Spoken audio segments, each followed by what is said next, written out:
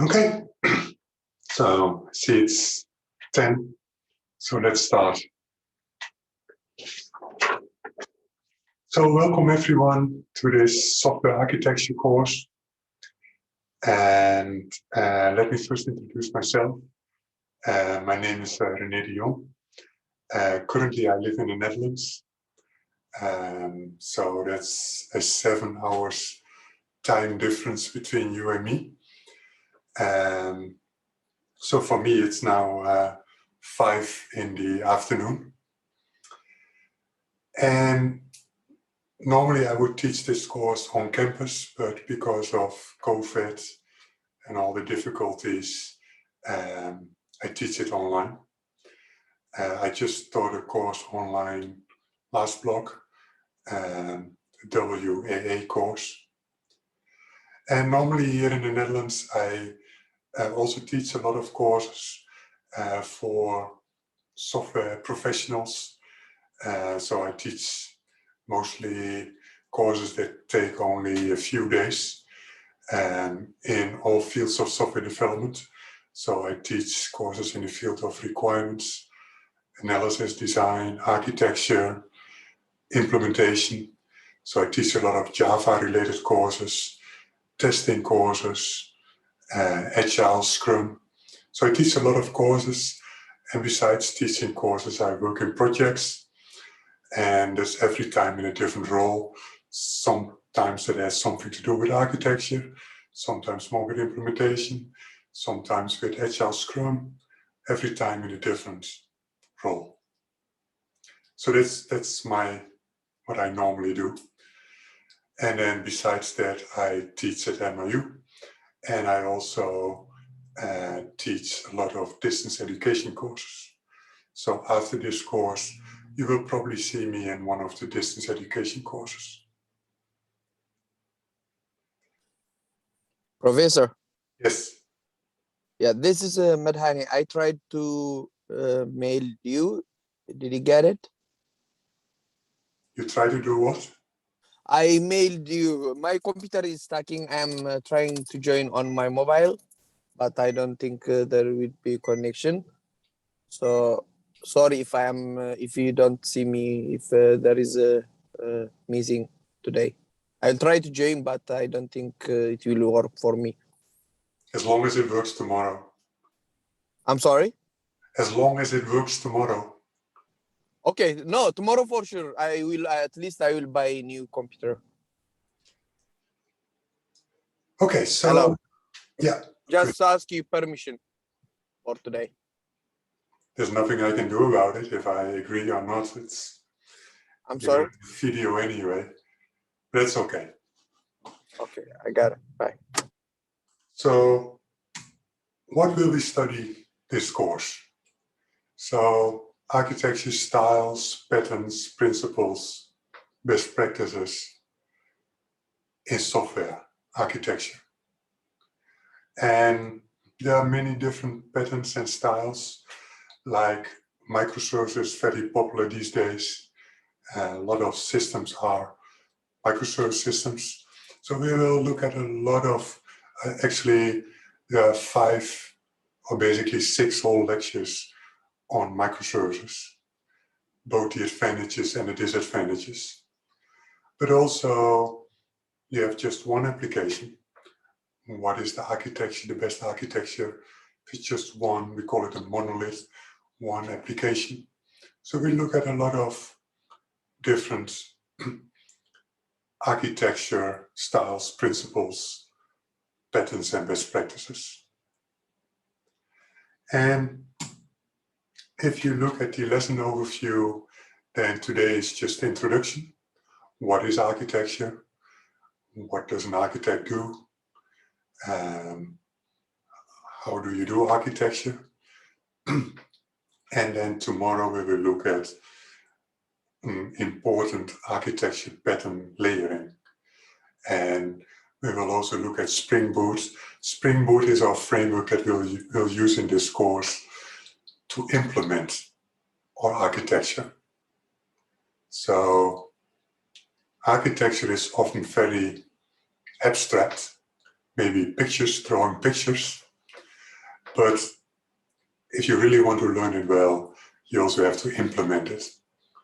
And so we will use Spring Boot as a simple way to implement an enterprise architecture. Then lesson 3, domain-driven design. Domain-driven design, we basically focus on the domain. And I will explain it when we are there. But there is a separate layer, and maybe I should show it right now. It makes it more concrete. So if I have one system, one software system, and I divide it in layers. Typically the layers that I have is, I have a web layer, I have a service layer, I have a domain layer, I have an integration layer, and a data access layer. And we will look at all the details.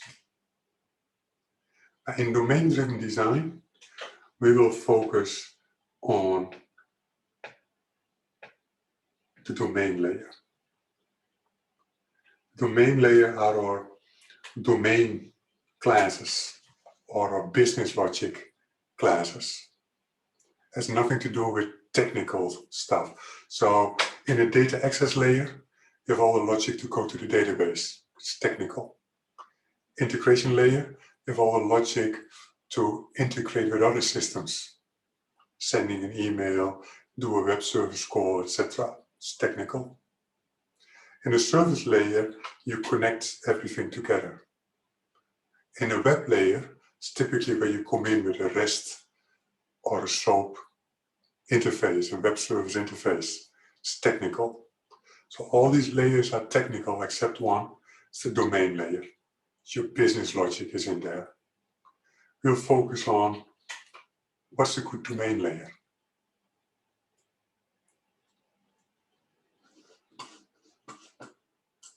Then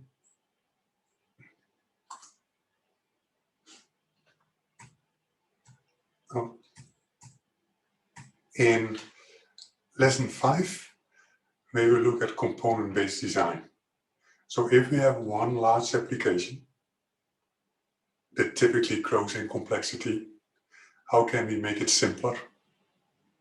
That's basically what you do in component-based design. So there's a generic architecture principle. If something becomes too complex, you try to make it simpler. How do you make it simpler? By separating it into smaller parts. Smaller, simpler parts. Instead of one large, complex thing, we make a few simpler things, components. And then in lesson 6, we look at service-oriented architecture and integration patterns.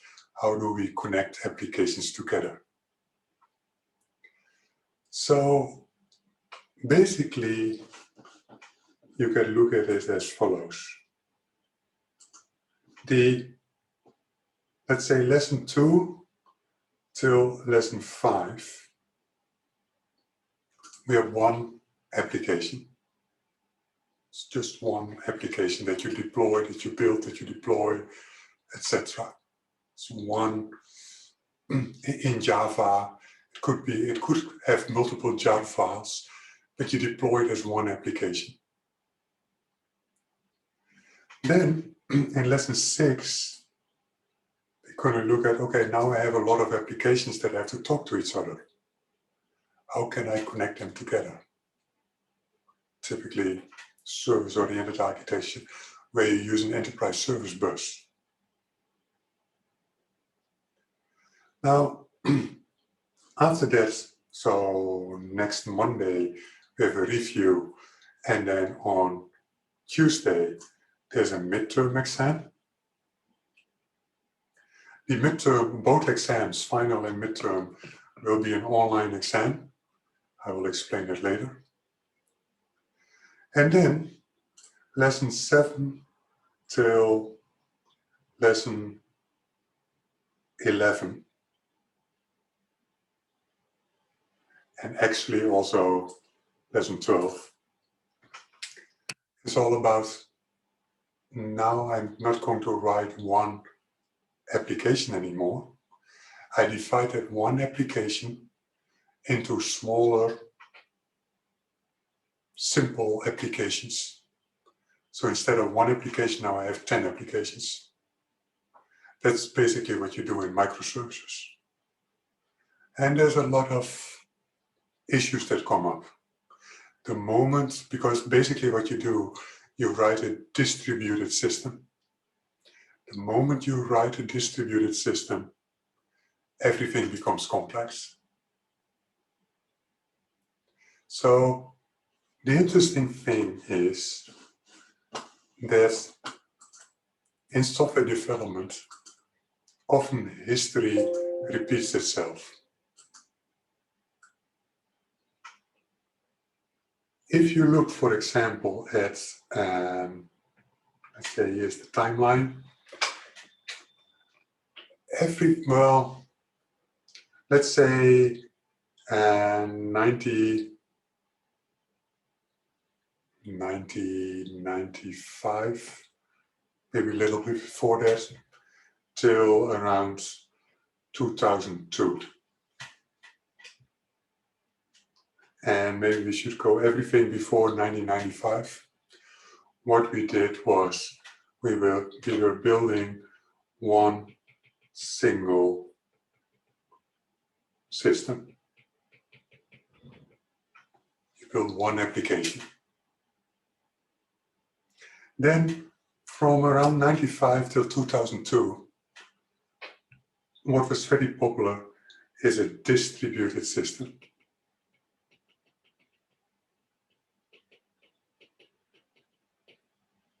So a part of the whole system is in that server, part of the system is in that server, and they should be able to talk to each other. Distributed, so every call from, let's say, one system to another system is a network call. It's distributed over the network, over the nodes. That was very popular in that time. But we learned from that and we saw that's pretty complex, building a distributed system. So from around 2002 till 2000, let's say 15, 16, let's say 15, we said now we do everything in one system. So one single system. There was actually a very well-known architect in the field of software architecture. Is Martin Fowler. Maybe you heard of him. Martin Fowler is a well-respected software architect in the field of software development. And he said it's the first law of distribution.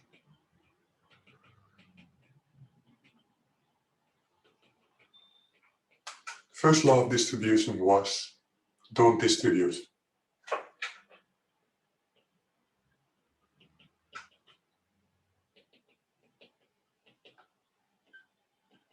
So everything was one large application, one large .NET application, one large Java application that you run on an application server, for example, or in any other language. Now, since applications grow and grow and grow, especially on the large internet companies, let's look at Amazon, the web store, or maybe Uber, or Airbnb, or whatever, these Facebook, Google, I don't know about Twitter, maybe LinkedIn, these large applications on the internet, it doesn't fit on one server anymore. becomes too large, too complex, that one server cannot handle it. So they had to distribute. There was no other way around. There was too much data, too much clients that access the same server, the same application at the same time. So we had to distribute. So now, from 2015 till now, we distribute again. So we built distributed systems. And that's basically microservices.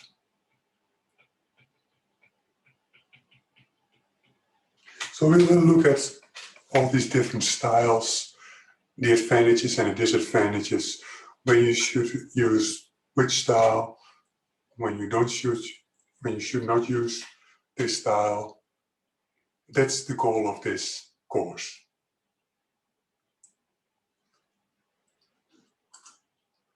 Now, before we go into the details, let's go in some administrative stuff. So everybody should have access to the course site in Sakai. And let's first go to the syllabus here.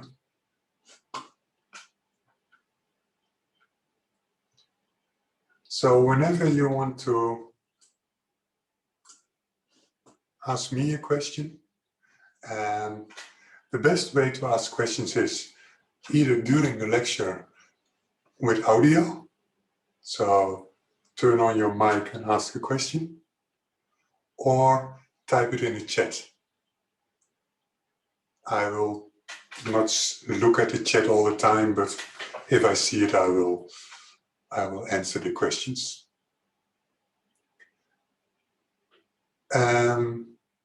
Otherwise, send me an email, and you should use this email address. That's the one I read the most, so use that email address.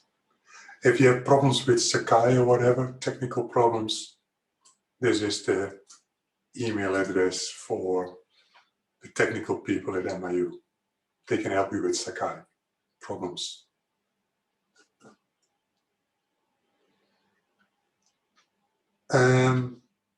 Labs, so every lecture has a lab or homework, and you find them in assignments. That's also where you should submit the labs. So this looks a little bit different because I'm the instructor, you will see only lab 1. But you read it, you do it. But important here are the dates.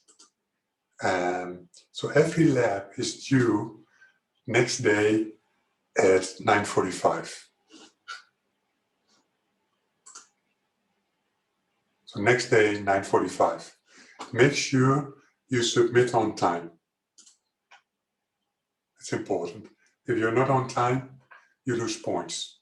You will get points for it. Every lab has 10 points, and then I will explain how it fits in the whole course grade. Then, going back to the syllabus. So, grading, final exam, 43%. So basically from the 100 points you can get, 43 points you can get in the final exam, 42 in the midterm exam, 10%, 10 points in the project, and the other remaining 5%, homework, labs, class participation, TM, punctuality, etc. Professional etiquette. Now, this division is fixed, meaning I'm always very clear in what you can expect. So on day 1, this is how I do the grading. And I will not change this. So often I get questions for people who did bad in, let's say, the midterm or the final or whatever. Well, can you count the final with more points and the midterm with less points? Or the project with more points or whatever? And the answer is always the same, no. Why? Because that might help you, but doesn't help others. And then I don't want to go into discussions that some people said, no, I don't want it. And other people said, I want it. And now it's fixed. From day on, you know exactly the grade distribution. Which means, this important point here, most points you get in the exams. So do well on the exams. That should be your focus. How do you do well on the exams? Well, follow the lectures, do the labs, ask questions, make sure you understand everything. Then you will do good in the exams. So I want to make that clear, that you don't come afterwards with questions like, can we change the grading distribution? I'm not doing it. And then here you see the points and the corresponding grades. Now, also some people say, well, other professors have another grading scheme, and sometimes you get an A+ when you have, I don't know, 96. And this is a very normal grading scheme used in many, many universities, in many, many courses. But I also grade according to this grade distribution. Meaning, let's say on one of the exams, there is a question where you can get 30 points. Then what I do is I give that question a grade. I say, okay, for this question, this student has a B+. And then I compute, okay, B+ is 80, 84. How does that relate to a question of 30 points? So I compute it, and that's the points you get. So all the grading I do is also according to this grading scheme. And if somebody, let's say a professor where, let's say A is between 93 and 95. So then that professor will grade exams differently. He or she will use his or her grading scheme. Okay? Now this course is an online course. So what I explained already in the announcement, if you are an F1 student with an F1 visa, the US government requires you to be in class, physically in class, 2 days a week. So it's nothing to do with the university. They say otherwise you're not a student, you're not an F1 student, and you might lose your visa status. Now, I am not going to create a schedule that, okay, Bob has to be in class on Monday and Tuesday, and Frank has to be on class on Tuesday and Friday. I'm not going to do that. I give you the responsibility. If you're an F1 student, you need to make sure you're in class 2 days a week. So that's your responsibility. And I will monitor that. So it is monitored. So make sure you are in class 2 days a week. You don't want to lose your visa and have to leave the university. Then, because it's an online class, there are certain rules. And that most of the rules have to do with professional etiquette. So I see this course, this online course, in the same way as it would be in an on-campus, in-class course. It's exactly the same way. In the class, you also behave. You have a professional etiquette. You don't eat during the lecture. You don't go somewhere during the lecture.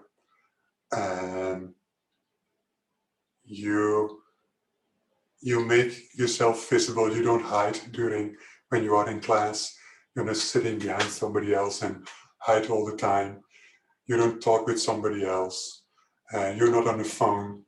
So these rules are exactly the same as in an online class. And this is part of the professional etiquette. This is part of the 5% of your total grade. So if you had me before in the previous course, either the last course or in the database management systems course, I wasn't really putting a lot of attention on this. But this course I will. So we keep track of if you are on time. Also, so if you're not on time, you lose half a point from the 5 points. So then from the 100 points you can get, now the total, if let's say tomorrow you're too late, it's 99.5. If you don't submit an assignment, you lose a half point. Make sure you submit them on time. Actually, the due date, the due time is 10 in the evening. But I made it at 9:45 next morning. So you do still have some time in the morning. But I advise you, submit it before 10 in the evening. That's the actual due time. Now also, your camera should be on during the lectures. So I don't want to see black screens. So I see right now at least one. So make sure your camera is on. Otherwise you lose points. Now, some people, I see only the head, at the top of the head. I see some hair and often the ceiling and then wall. So make sure your camera, the whole face is visible. Now, why do I say this? This is what we call professional etiquette. And let's say now with COVID, many people have to work remotely. Now, if you work remotely and you meet with your boss or you meet with your colleagues, you don't turn off your camera. You don't show only your hair and that's it, or the ceiling. You just don't do that. So you don't do that in class either. It's very simple. Just follow the rules. But if you don't follow it, then you lose points. So for example, Sabib, can you turn on your camera?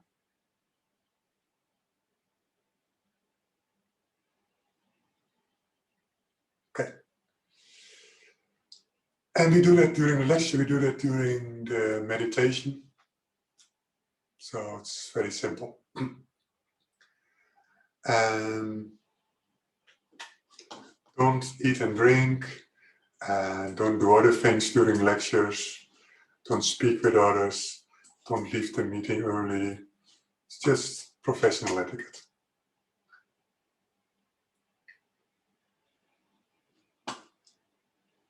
Now, I am living 7 hours earlier than you are. That means at 3:15 p.m. in the afternoon, when we're done with lecture, etc., for me it's 10:15. So after that, I'm not available anymore for emails or whatever. So if you send me an email after 3:15 p.m., you'll get the answer the next day. So you know there is a delay there. So what I also explained in the announcement, let's see, we have Did I see that in the announcement? I think I did.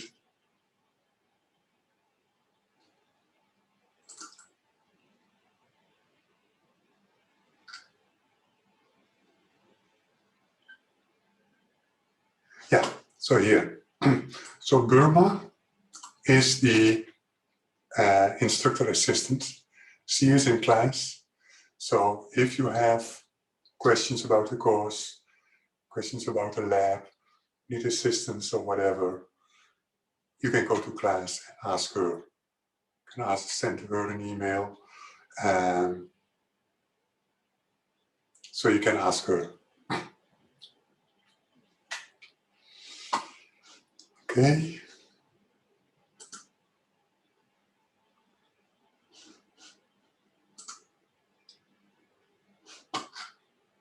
Then, so today there will be a longer lecture, but most lectures are, we have lecture in the morning, lab in the afternoon. And then what we'll do in the afternoon, we always meet at 2:45 in the afternoon.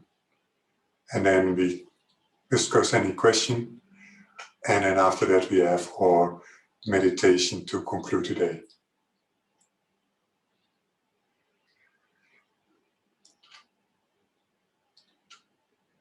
One more thing that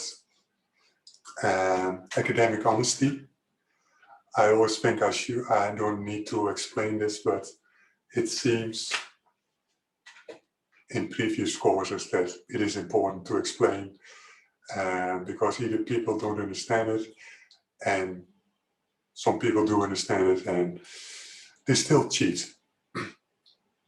So for everything you can get a grade. That's lab, project, exam. You have to do it yourself. You can discuss, not in exams, but labs and projects you can discuss with each other. You cannot share solutions with each other. You cannot, if it is an individual project like all the labs are, and then the project also, everything is an individual project, you do it yourself. You cannot do it together. You cannot submit the same solution. You cannot share a solution. So sometimes what happens is somebody says, can you help me with this? Oh, I don't have time right now. Here is my solution. If you share a solution with somebody else, and that somebody else submits your solution, you are as guilty as the person who submitted your solution. That's the way academic honesty works. So we have zero tolerance about it. So if you get caught, you get an NC for the course. No questions asked. You just get an NC. That's it. You go on probation and all the problems. You don't want to do that. So never share your solution with somebody else, because you are as guilty, even if you don't copy anything, but you are as guilty. Just to make sure everybody knows this. Okay, so then you see here week 1, week 2, week 3, week 4. So we are week 1, first day. And here I post the lecture slides. You see the lab here. This is just a link to the lab and assignment. And tomorrow, when it's appropriate, I post the lab solution. I will also post here the link to the recording of the lecture.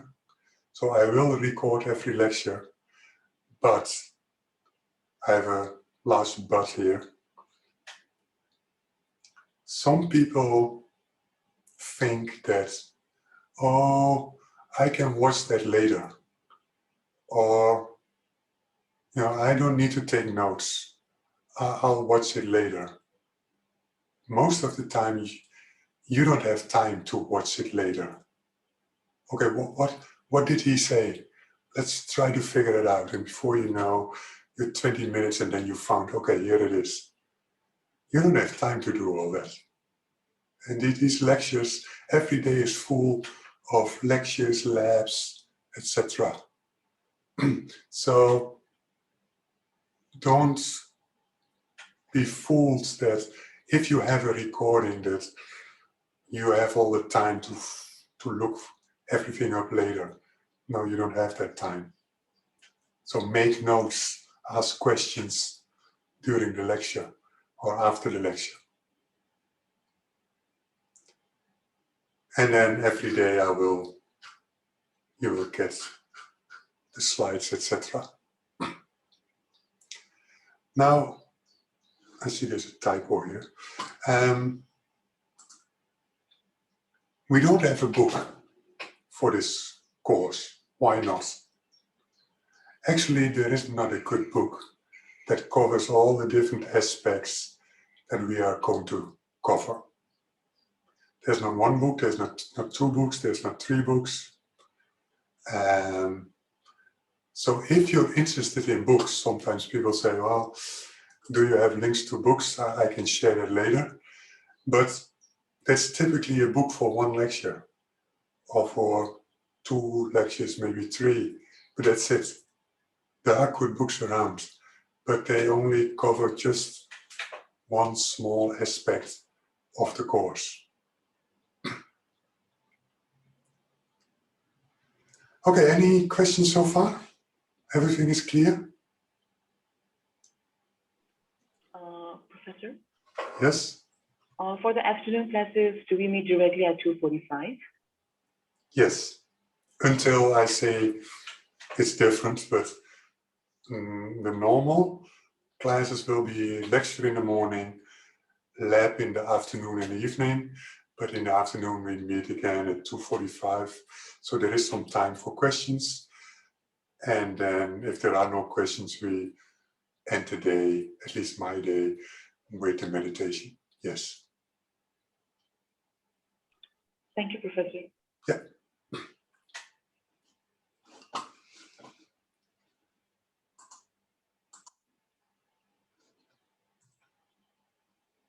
Okay, so the first topic, why software architecture?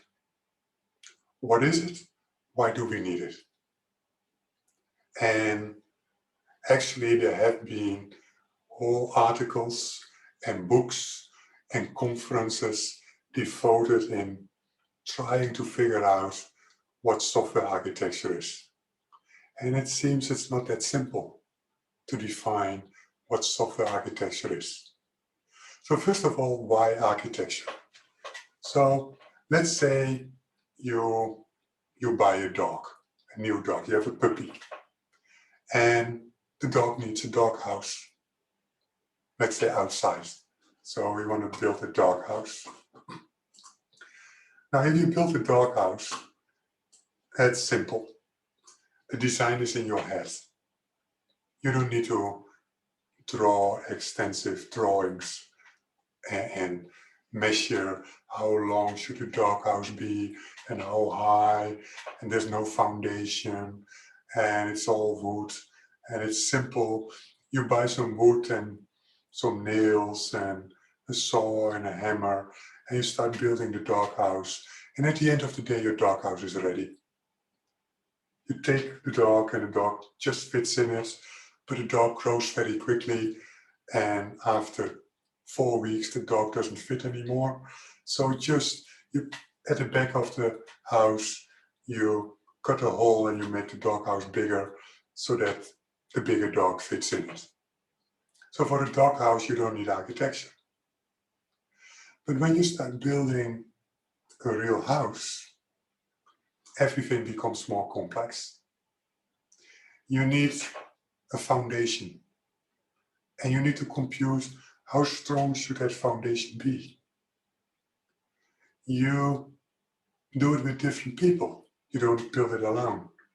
You have different people, you have painters, carpenters, whatever. And they have to communicate with each other. And you need to follow a certain process. If on day one of your project where you build a house, there are 3 painters, they don't have anything to do. There's nothing to paint. So that's not going to work. You have more powerful tooling that you need to order and those kind of things. There are certain principles and guidelines, certain laws that you have to follow if you build a house. And people come and check if you do the electricity correctly, etc. And if it is safe, those kind of things. So there, you need, it's more complex, you need more architecture. And if you build a skyscraper, you need even more architecture. It's more complex. So basically, the more complexity you have, the more architecture you need. In buildings, but also in software. Now this picture here of this building, if you look at it, it looks like a very nice building with a very nice architecture. Now the story behind this building is, the name of this building is the Winchester Mystery House. And the story behind it is that Mr. Winchester, he started a company where they built Winchester guns. In the early Wild West in the US, with the Indians and the cowboys, etc., they had Winchester guns. So Mr. Winchester became very rich with, in his factory, he created Winchester guns. Now, his wife, Mrs. Winchester, saw ghosts. She really saw ghosts. She believed in ghosts and she saw ghosts. And she believed that everyone that was ever shot by a Winchester gun came to her as a ghost. At a certain point, Mr. Winchester died. So Mrs. Winchester, she got all the money. So she had a lot of money. And she moved to a new place. So she bought this house here, somewhere in California, I think in Los Angeles or San Francisco, one of these two. So she bought this house and something had to be changed in the house. So there were builders in the house and for a few days. And while these builders were in the house, she didn't see ghosts. So she had the idea that the ghosts were afraid for the builders in the house. So what happened? She had money enough. For 38 years, there were construction workers in the house. She didn't care what they were doing, as long as they were doing something in the house, because then the ghosts don't dare to come. Now, this is the front of the house. If you look at the top of the house, then you will see the whole block is her house. She bought up all the houses in the block. She demolished the house. And then when these builders came and said, well, we're finished with this room, then she said, okay, let's build a room behind it. Let's build a room on top of it. As long as there are builders in the house. She didn't care what they were doing. There was no architecture at all. So at the end, there were 65 doors that don't go anywhere. That were, once there was something behind it, but they don't go anywhere. 13 stairs that don't go anywhere. 24 skylights where you cannot see the sky. So at a certain point, there was a skylight, you could see the sky. And then she said, okay, let's build a room on top of it. And then in the window, the skylight, you just see that room. but you don't see the sky. So this is often what happens with software architecture. The first architecture we use to build a system is often a good architecture, and we think about it, we apply best practices, like here this first house that they built, nice architecture, but then we add to that system. We add in the cheapest way, the quickest way. As long as it works, and if it's quick and cheap, it's good. So then what you do then, your architecture becomes brittle. It breaks down till you come at a certain point in time where you say, now we have to rebuild the whole system. This architecture is so brittle. If we change something here, then this breaks and that breaks and that breaks. Too much coupling. We have to start all over again. That's why we need architecture, to avoid that, to have a good architecture always. So that has to deal with quality. Always have a high quality system.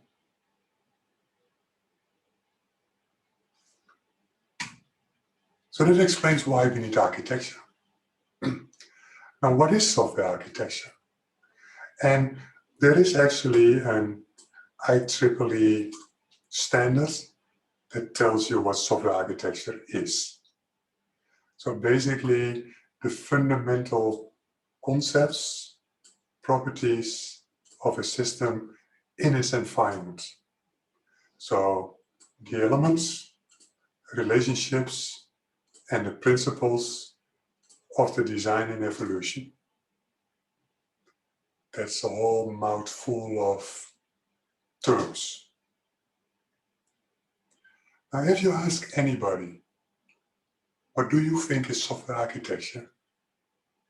You get different answers. So, the things that are difficult to change, that's an answer you get a lot. It's a blueprint. Like with buildings, building architecture, you create a blueprint. But then, what's a blueprint? Where does the blueprint start and end? Technical leadership, that's what an architect should do. Standards and guidelines. Architects should have standards and guidelines you need to follow. The building blocks of a system. Technical direction. Systems, subsystems, interactions, and interfaces. Many, many different definitions on what software architecture is. Satisfying the non-functional requirements and the quality attributes. The big picture. What's then the difference between the big picture and a blueprint? It's not clear.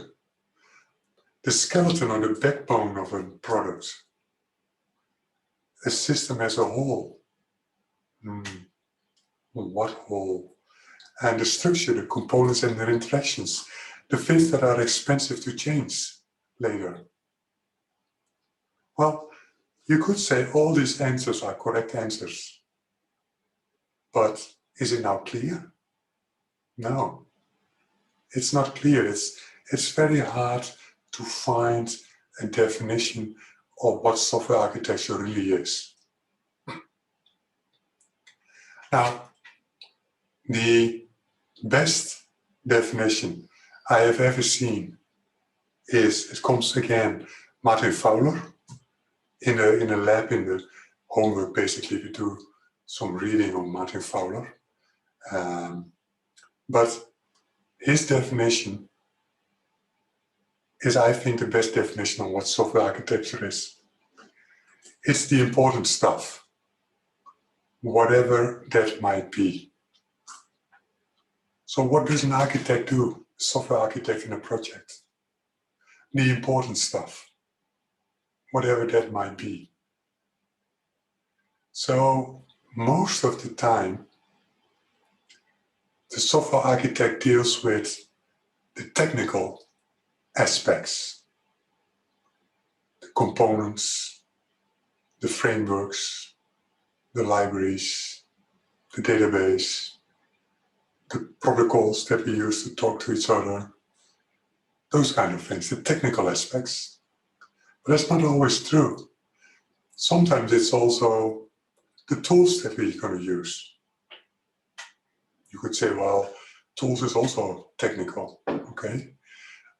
But the architect is also involved in business decisions.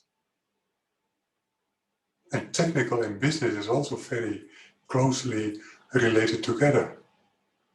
So that's why important stuff, whatever that might be, that's actually what software architecture is. That's what a software architecture does. The software architect does the important stuff. And the important stuff can be something very high level, like, okay, we're going to build it in Java and we use a Mongo database, very high level.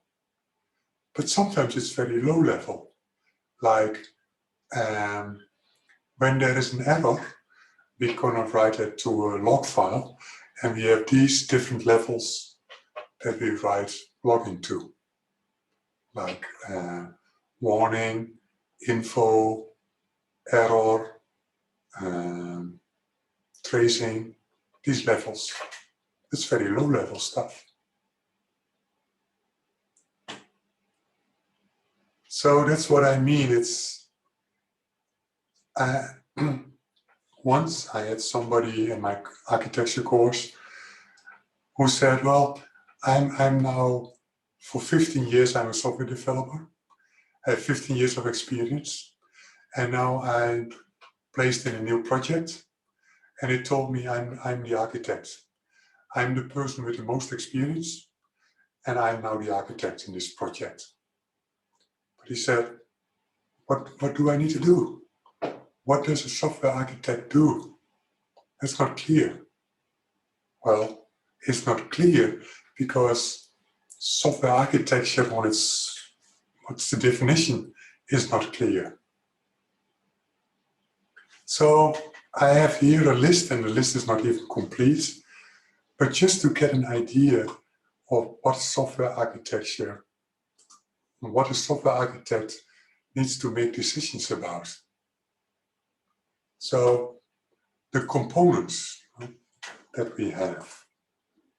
So we will have a whole lecture about component-based design. Component interfaces.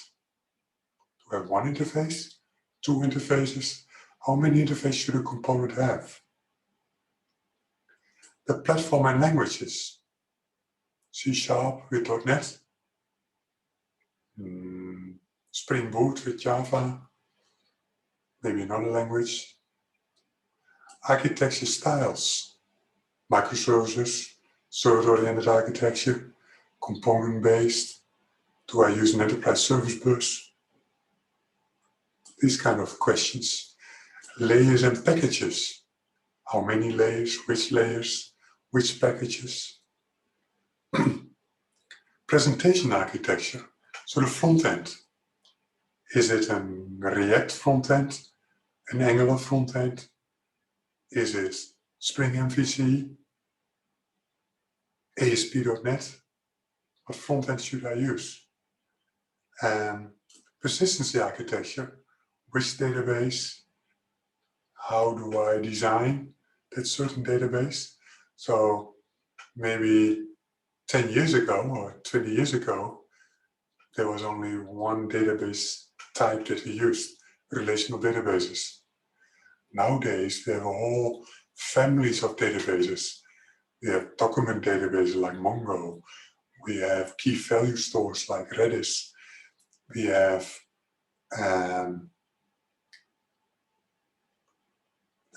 column-based families like HBase or Cassandra. We have graph-based databases like Neo4j. We have to make a decision what database or databases are we going to use. Security. How do we do security? Which frameworks? Which principles? Transactions, typically on a database, how do we do that?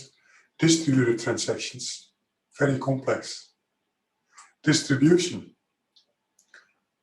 how do we distribute a system? Integration, so like if we distribute it, how do we connect it together? If system A needs to call system B, which protocol do we use?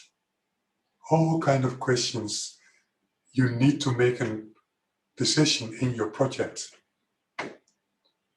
How do we deploy it? Which service, physical service are we going to run it? Clustering, how do we do load balancing? Failover. What hardware do we use? What tooling do we use? So does the architect only makes decisions regarding the technical aspects of software? How does architecting relate to designing? Good question. So the first one, no. The software architect also makes decisions regarding non-technical aspects within a project. About priority, for example, for the project. Something that typically project manager does. So I go in that detail. So I will explain this question more in detail when we look at the different types of projects, because there's a big difference between a waterfall project with a project manager and an architect, or a more agile project like Scrum or DevOps, what is more used these days, where there is no, or there might be no architect and there is no project manager. So we look at these differences. How does architecting relate to design? That's a question where maybe I should draw it like this. The first thing here is, the first answer is architecture is design. You design, you make a design. So architecture is design. Design does not need to be architecture. So what's the difference?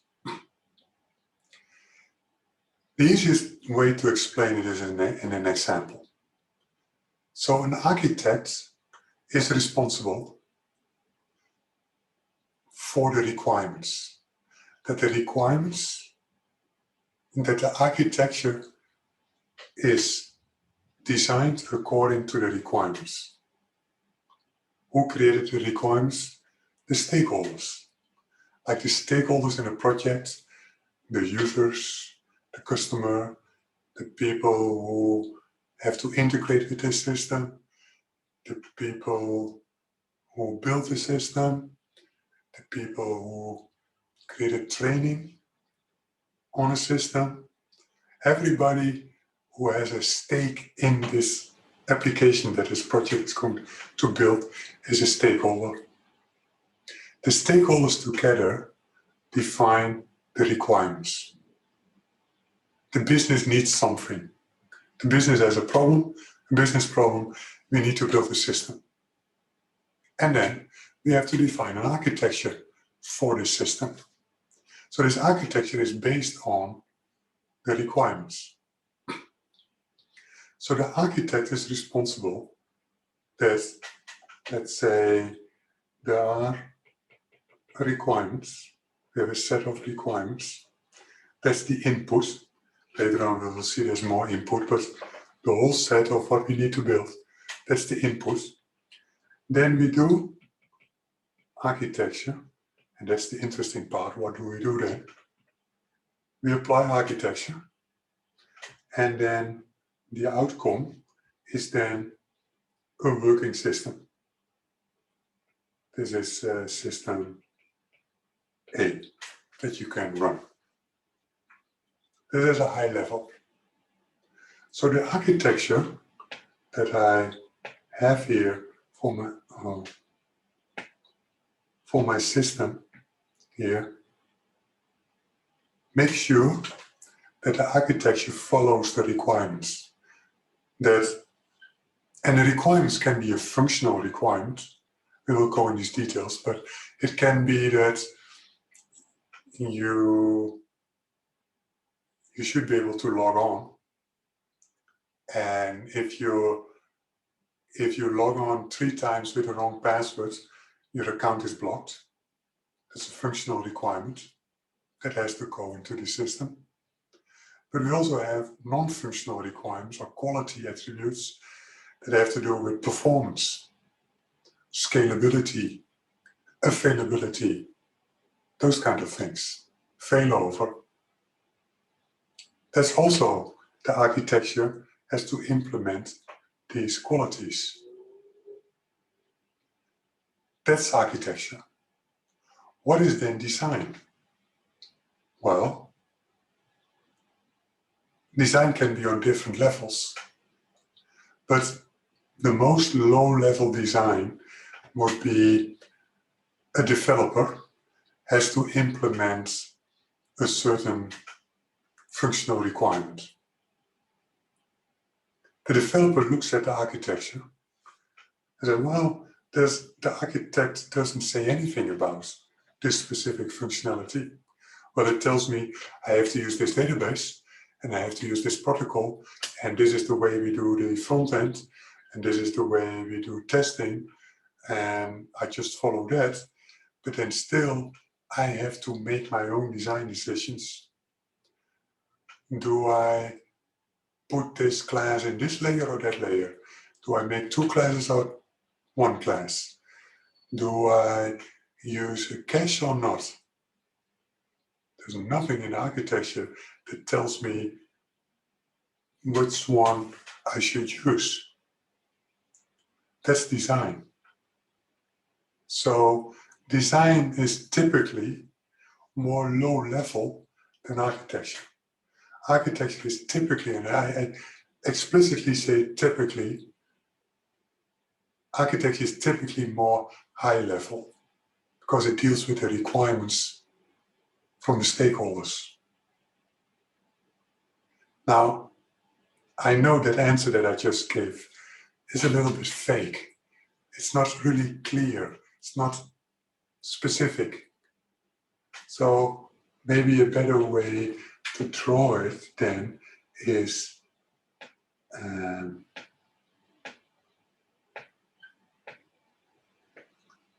this is architecture.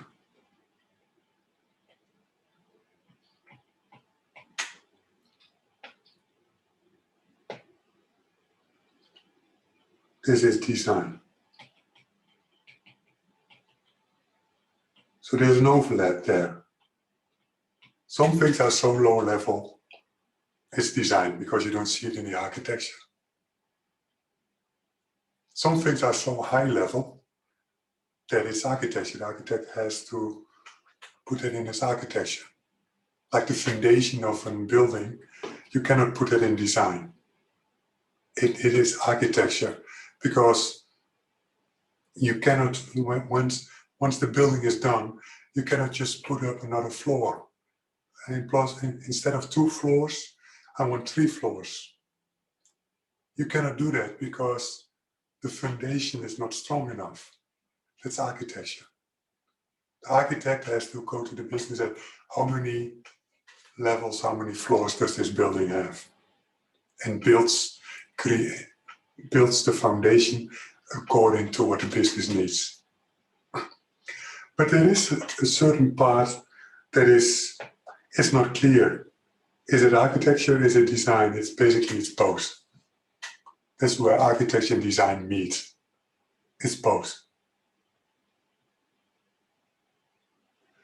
Now, let's look at an example from the building domain. So we're gonna design and build a new building at MIU on campus. It's a large building, the largest building on campus, going to build that one. Then the architect is going to create a blueprint. How many floors, where are the windows, the front view, the top view, where is the electricity, where are the water pipes, etc. That's what the architect does. Then at a certain point, they start constructing the building, and then the constructor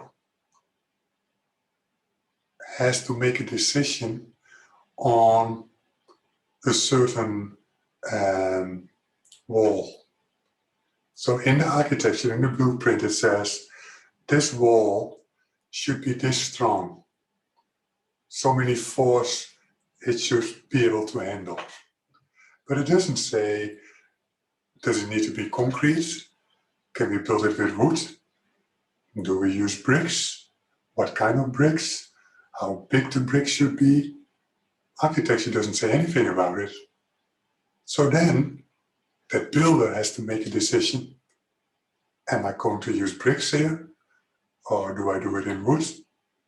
It's not in architecture, so the designer has to make a decision there. So another way to look at it is the designer has to make a design of everything that is not designed in the architecture yet. So another example to make that distinction. There is you're a developer on a project and you're building an application here, and there is a certain functionality that you're building where you always have to go to the database to get some data. And going to the database is slow. Now, this functionality is used by almost all clients on the system, all users of the system. They call that functionality. And we see that it's very slow. Why? Because every client calls that functionality every time we go to the database. And there's another client at the same time also going to the database, and we don't have enough database connections. People have to wait on each other, and it's just too slow. Then what will a developer do? A developer thinks, okay, we have to find a solution. Well, we go to the database all the time. Let's cache whatever we have in the database. Let's cache it. That's what a developer would do. When you have an internal cache, everything is much faster. Okay, so the developer writes a nice cache. And basically what you do now, you go to the cache, you check, do we have this value? If you have it, you return that value. If you don't have it, you go to the database, get the value, put that value in the cache. Next time you get it immediately from the cache. That's what a developer would do. And then here the developer / designer. But the architect has the overview of the whole project. And that is a requirement in his project that we should be able to handle 10,000 customers at the same time, 10,000 users at the same time. Which means one server, one node cannot handle that amount of load. It might be that we have to scale up. How do we scale up? Well, we call it clustering, load balancing. So instead of having this one server, now we put two other instances of the same application next to each other, and we put a load balancer in front of it. And all users they come in at a load balancer, and a load balancer balances the loads over the different instances. And then we can also load balance the database, but let's keep it simple. They all go to the same database. Here's what you would do to handle, what did I say, 20 or 30,000 users at the same time. But if you use a cache in a system where we have load balancing, and that cache is read-write, so it's not read-only, it's read-write. Sometimes you write, most of the times you read. Now let's say the following happens. User 1 goes to the load balancer. The load balancer sends you to instance 1 and says, I'm going to write the value of x, I'm going to write is 10. Writes in the cache, x is 10.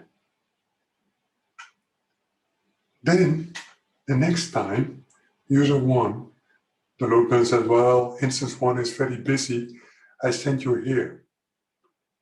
It goes to the cache, but that's a different cache. It doesn't say x is 10. Maybe it still says the old x value, x is 8. So we have a bug in our system.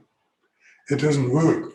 If you have a scalable system, you cannot use a read-write cache. The designer might not know that.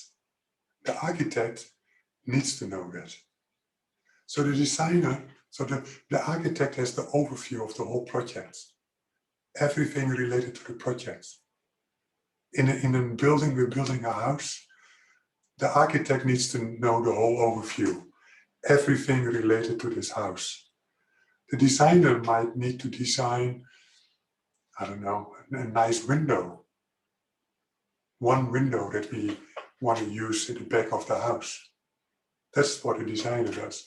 That's the difference, a little bit, the difference between architecture and design, but in reality, there's a lot of overlap. It's a long answer to this simple question. Just curious, where will the engineer take place if the architect will design and decide for everything? Where will the engineer take place if the architect will design and decide for everything? I'll come to this. That's the hard part in a waterfall project. And that's what we fix in an agile project. So let's park that question, we will come to that.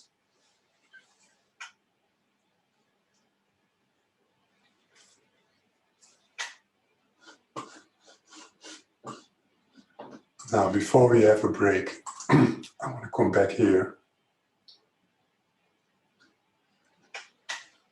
So, what I wanted to communicate with this slide is software architecture is a lot. If you just look at just the left side, that's already a lot. I even haven't spoken about the right side, about the small things, about what do I do in my system if there is an error. That's an important decision. What do we do with errors? And the answer should not be a standard answer or just log it. No, you really have to think about it. What do I do with errors? How many levels do I have? When do I send an email or a WhatsApp message? How do I do monitoring of my system? If there is an error, should an alarm go off? Or these are important questions. File handling. Which files are you allowed to store? Basically, if you do load balancing, you should never use the local file system. Because now, if I have three instances, I have 3 different file systems. If I write on one file system, later on I read from another file system, it's not going to work. So these are important decisions. Now, coming back to that question, does the architect answer all these questions? Do you know anybody that knows all of this? Do you know anybody that's an expert in all of this? The answer is typically no. This is what makes architecture difficult. Also, if somebody tells you I'm an architect, on this project I'm the architect, the first question I would ask, what do you do then? That's different in every project. So before the word architect, there's a lot of different words that you can put in front of it.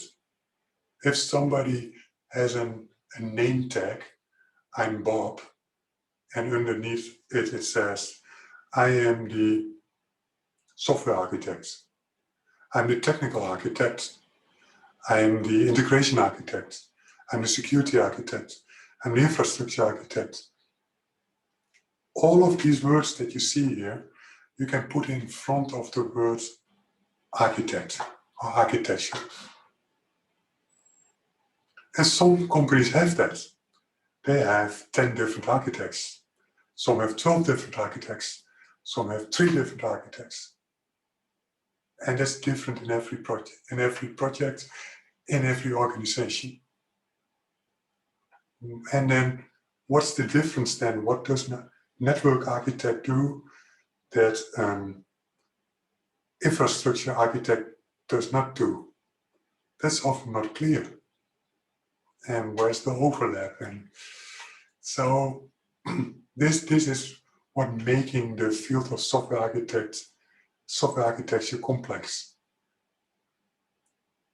If you, let's say you read a book about software architecture, any architecture, then that writer, that author of that book typically writes it in a certain way or what the author thinks architecture should be. But that's not the same in every project or in every organization. That's different.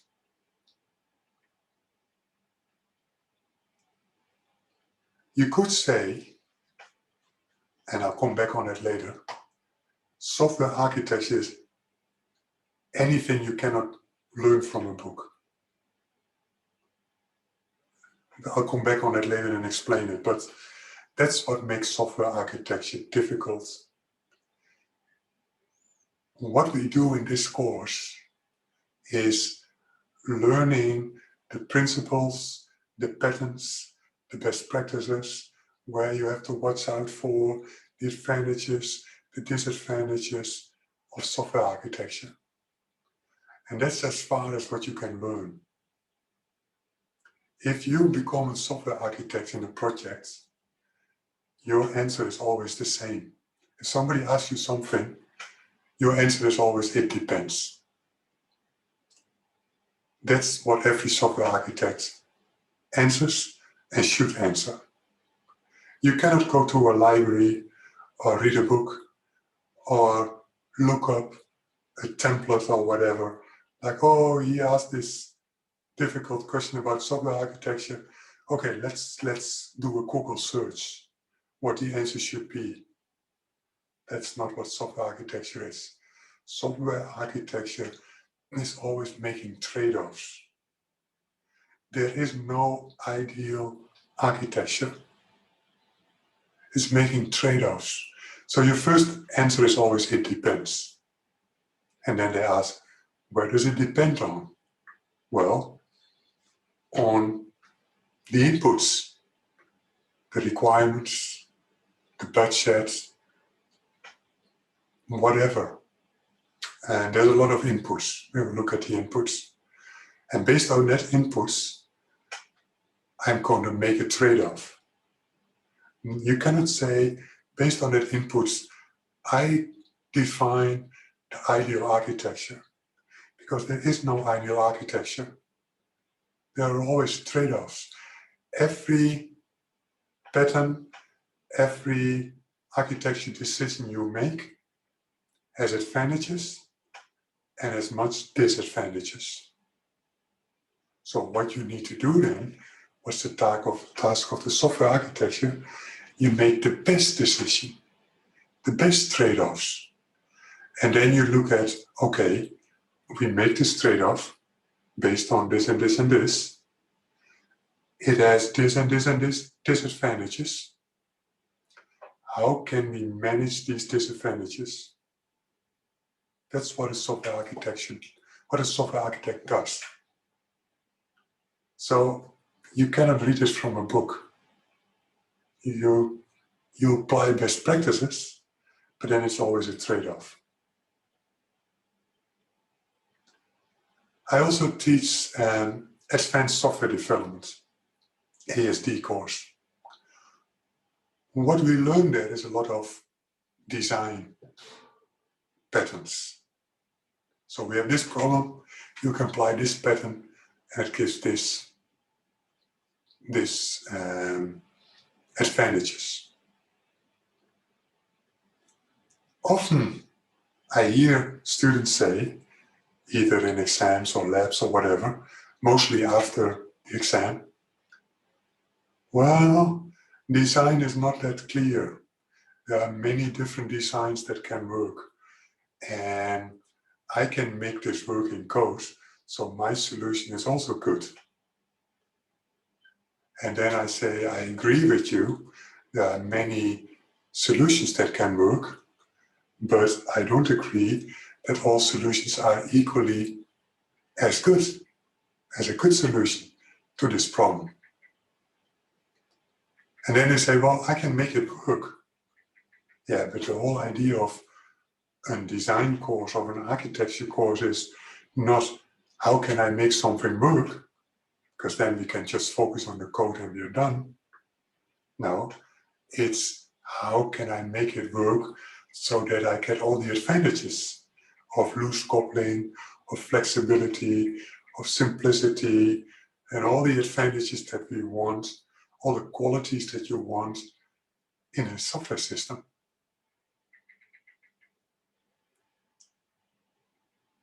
Okay, so this is a good point for a break. So let's have a 10-minute break and then we continue after the break.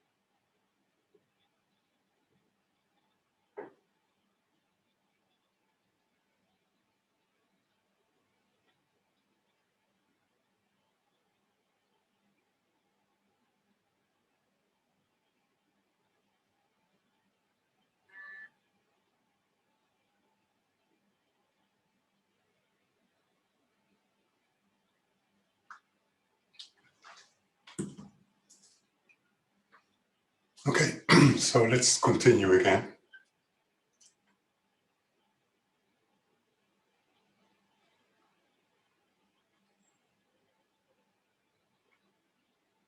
Yeah, if you're in the classroom, you don't need a camera on. It's only when you're online.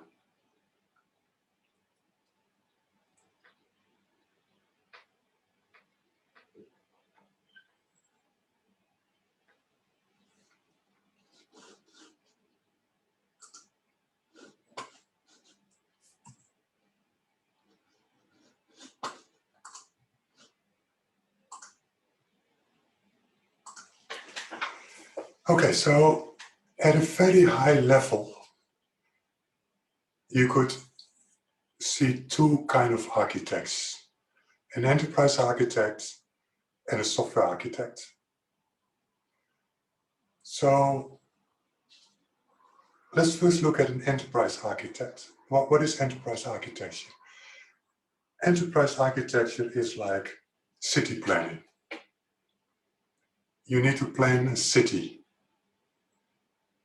Or if you compare it with a company, your job as an enterprise architect is to plan the architecture of the whole organization, organization-wide.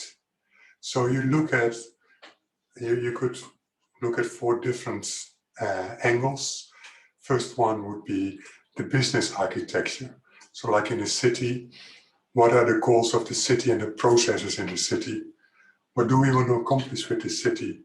Well, people want to live and work and have education and the processes, the daily, how everything works. You can map that, and that information helps you in how we plan a city. Then information architecture. So what information do we need in a city? Well, healthcare, education, water, electricity, etc. Okay. Then application architecture. This is basically the buildings that we need in a city. Well, an hospital, police station, library, schools, etc. And then at last, infrastructure. What roads and railroads and harbor, airports. And with all that information, we can plan a city. So if you compare it to a company that is, let's say, Amazon. Okay, what kind of business architecture do we have for Amazon? What is the goal of Amazon? What are the processes within Amazon? Business processes. What information do we need to keep track of? What applications do we have then? And what's the infrastructure? How do we connect them together? All within Amazon-wide. Now, that's enterprise architecture. Software architecture is then, okay, one building, the architecture of one building, the architecture of one application. Let's say the web shop at Amazon, or the payment system at Amazon, or the shopping cart system. They have their own shopping cart system, or the warehouse system, or the stock system. How much do we have on stock, and where is it located? So all different systems. How do we connect that all together, and what do we need? That's enterprise architecture. But if we have one system, let's say the payment system, then that's software architecture. We're going to design that one payment system, typically by one project. It's going to build it. But again, you look also at, okay, what's the information that we need in that system? For a building is that water, electricity, heating, and an application, the different rooms that you have, the hallway, etc., stairs. And the infrastructure is the electrical wires, the water pipes, the driveway. So, at a high level, in a company we have enterprise architects and we have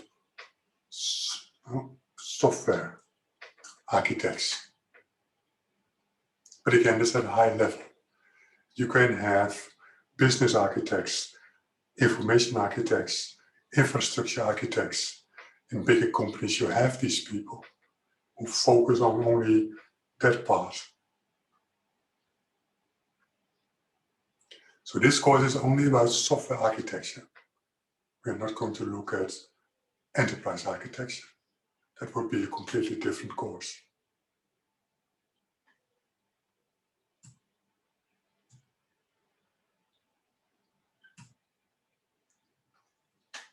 Now, this ship here is called the Vasa.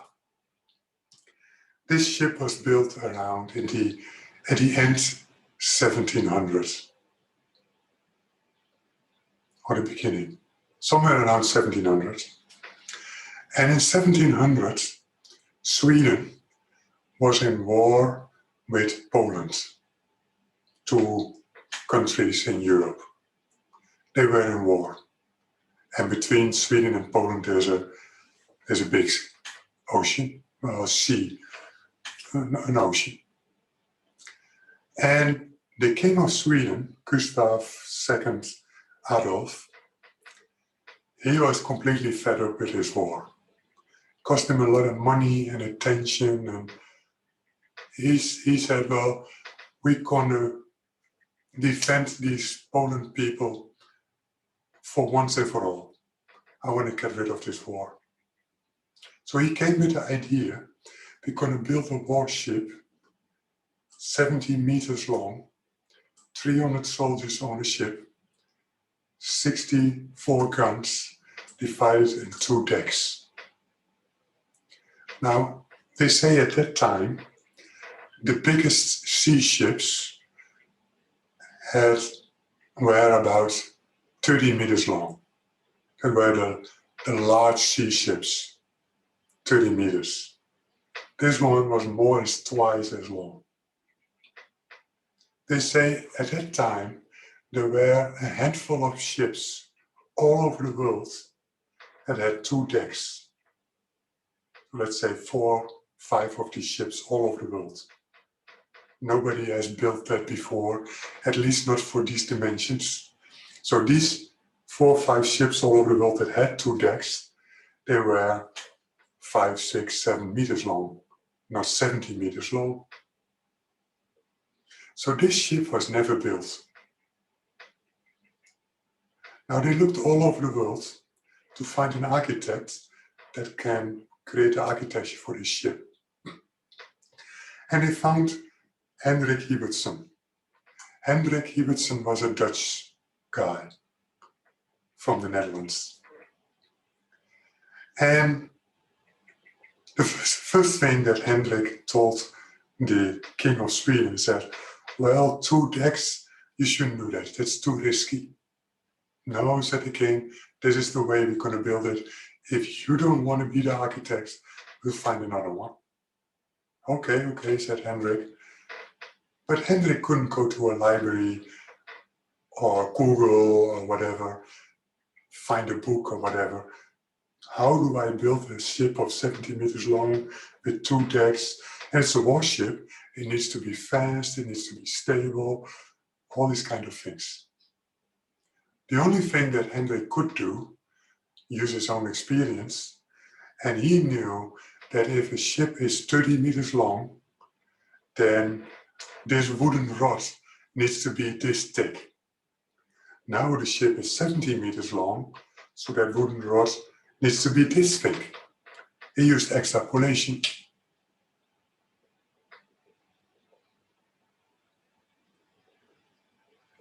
We could not hear your voice clearly. Could you please use a better mic?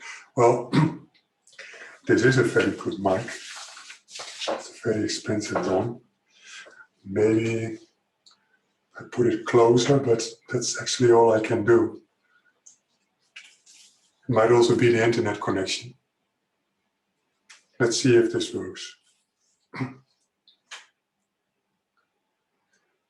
So Hendrik used extrapolation.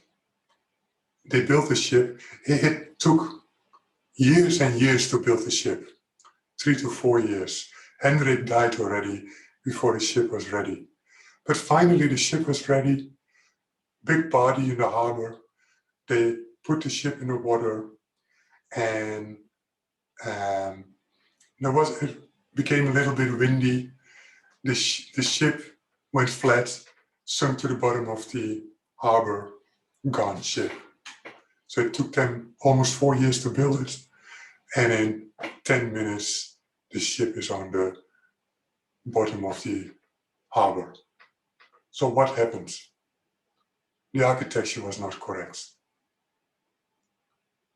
Now, the first thing that happened is they first built the whole ship, and then they figured out, the ship is not stable when it becomes windy. So we figured it out when the whole system is done. That's often what happened with software. We first built the whole system, and then we figured out, it's not the right performance, or it's not correct. At a certain point in the US, the Department of Defense, they wanted an anti-missile system. It took them 6 years to build the software. After 6 years, the software was done, but the missiles were completely different after 6 years. So that software, they could throw it completely. They put it in a wastebasket completely, because it's not up to date with the current missiles anymore. So that happens more than you think. Secondly, so what you should have done, build that ship. So first design the ship, build it on scale. Maybe in 1 month you build the whole ship on scale. You put it in a bathtub and you make a little bit wind, and you see, this ship is not stable. That's typically what you do in Agile. You build a very small part, you test it and see if it's correct, yes or no. But Hendrik had a big problem. Hendrik couldn't go to a library, couldn't Google. This was a ship that was never built before. What do you think of all these companies, these large online web companies like Amazon or Google or Facebook or LinkedIn or Twitter, and I can continue.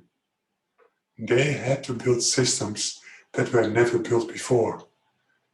There were no systems with that many users at the same time, or with these security requirements, or these scalability requirements, or whatever. They had to design systems, and hopefully it worked. And of course, these were new companies, so they had the ability to start from scratch. But often later on they had to rebuild it, because the first systems they used, it doesn't fit within the requirements. So the reason why I say this story of this ship is software architecture is complex, very difficult. First of all, there are no physical limitations. Like if you build a building, it has physical limitations on what is possible, also in cost price. And typically, once you build the building is done, you're not going to change it. You could, but you see immediately the cost price of it. That, okay, I want an extra floor on top of this building. Yeah, you can do that, but then you have to change the foundation, and it costs you, let's say, $500,000 more. Okay, that's too much. Let's not do that. But with software, it looks soft, so it looks very easy to make changes in software.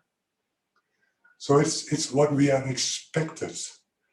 Like with a building, you don't expect that the user will tell you, can we add another floor? Can we change all the windows and instead of wood, we're going to use aluminium or some other metal or some plastic. We want plastic windows so we don't have to paint.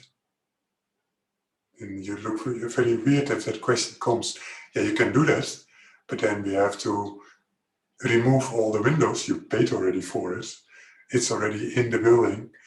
First we have to get it out, then we have to buy the new windows, get it in. Well, that's an extra $500,000. Are you really sure you want to do that? But with software, it's very easy to ask that question, can you change that or can you change that? So the way we look at software is different. There's a huge state space of what can happen. So if you have, let's say, one class, and that class has 5 variables and 10 methods that do something with these variables, just computing of all the possibilities of the state that these variables can be in, that's huge. So let's say we have the variables A, B, C, D, and E. Now A can be 0 and B can be 10. A can be 10 and B 0. They can both be 10. And I'm not even to speak about all the other variables. And they can have a negative number. And they can be 1,000,000. And there's so many possibilities that it's even impossible to test all possibilities. You cannot test all possibilities. Then everything changes all the time. Business changes, technology changes, databases change, front-end changes all the time. So we have to, our architecture has to be robust on these changes, should be able to handle these changes. I once spoke to an architect and he said, we need to design future-proof systems. Whatever future-proof is, nobody knows. Nobody knows what the future will bring. The only thing we know for sure is that there will be a lot of change in the future. That's something we know for sure. But what that change is, we don't know.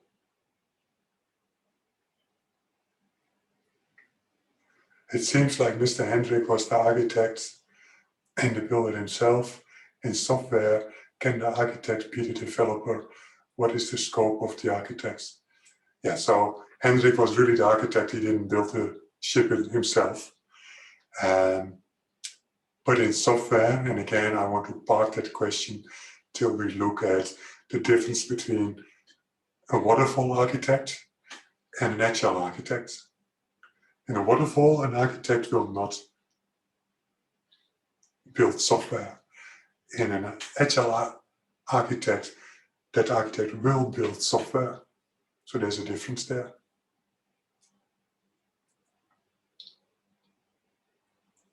And then what I said before, the architecture is never ideal. You cannot design the ideal architecture. There are always drawbacks for every decision you make. So what's the work of an architect?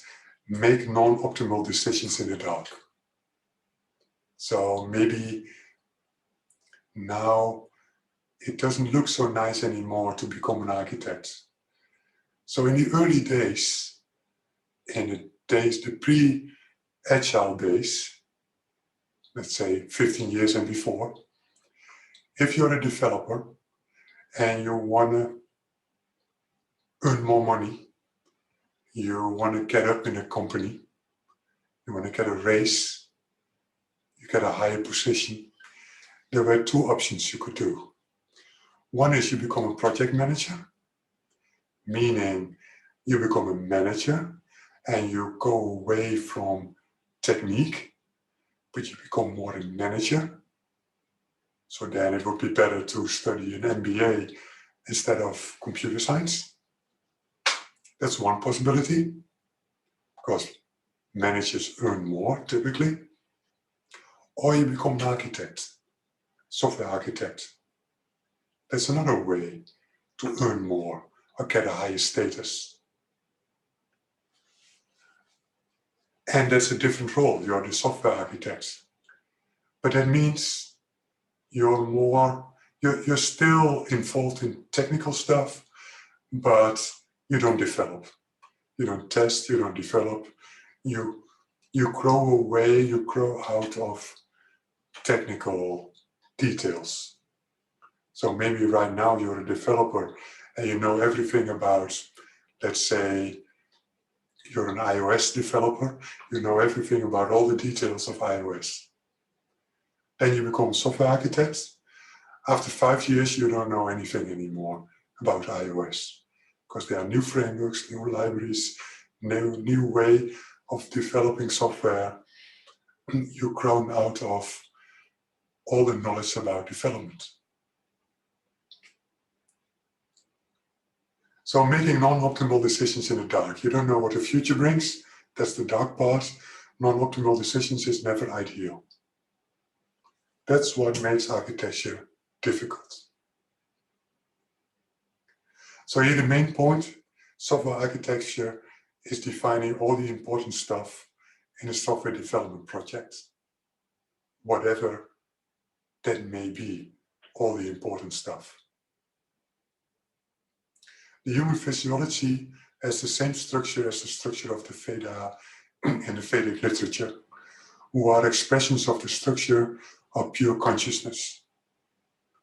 So the Veda and the Vedic literature expresses the structure of the unified field, pure consciousness. Your human body, your human nervous system is able to access that same unified field, that same pure consciousness. You can access it and you can integrate all that intelligence that lives there in your daily life. So the more you access that field, the more you integrate that intelligence in your daily life, the more supportive nature you will have, the more happiness you will experience, the more success you will experience. Because all the relative is just an expression comes out of that same pure consciousness, that same unified field. So it's the basis of all creation. That's the whole idea why we do TM. But if you look at architecture, you could say your physical body, and then maybe your body as a whole, that's also your mental body, your emotional body, everything has that same underlying structure as the architecture of creation, the architecture of nature. Just to show how special you are and what possibilities you have.